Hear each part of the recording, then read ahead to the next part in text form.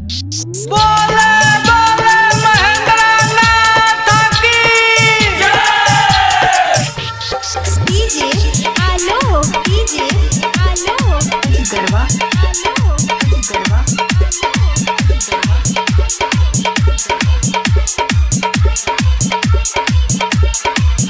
राउर भंगिया पिसते बाबा हम नरम कलाई मुचकल बा नरम कलाई मुचकल बा राउर भंगिया पिसते बाबा हम नरम कलाई मुचकल बा पिसला जब भंगिया के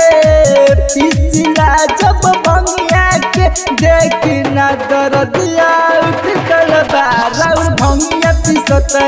बाबा हम नरम कलाई मुचकल बा हम नरम कलाई मुचकल बा राउर भंगिया पिसते बाबा हम नरम कलाई मुचकल बा पिसला जब भंगिया के पिसला जब भंगिया के देखी ना दर्दिया उठल बा राउर भंगिया पिसते बाबा हम नरम कलाई मुचकल बा डीजे आलो गरबा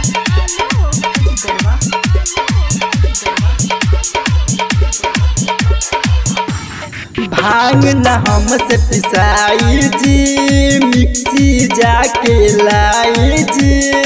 अब जदी बेसी बोलम तो हो जाई लड़ाई जी भांग न हमसे पिसाई जी मिक्सी जाके लाई जी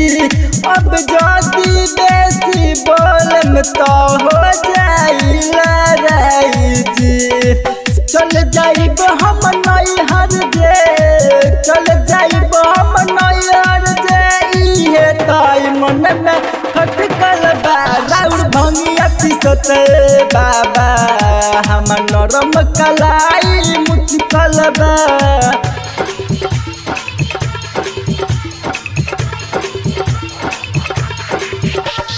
डीजे आलो गरबा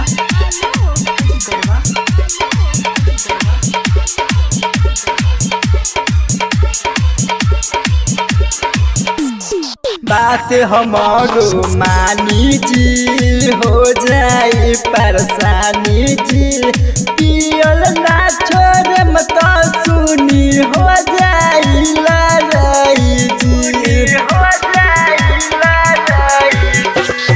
बात हमारो मानी जी हो जाई परेशानी जी पियल ना छोड़े मत सुनी हो जाई लड़ाई जी शिव सिकंदर अमित कहे शिव सिकंदर अमित कहे मनो में ही हमारा अटकल बा राउर भंगिया पिसते बाबा हम नरम कलाई मुचकल बा राउर भंगिया पिसते बाबा हम नरम कलाई मुचकल बा राउर भंगिया पिसते बाबा हम नरम कलाई मुचकल बा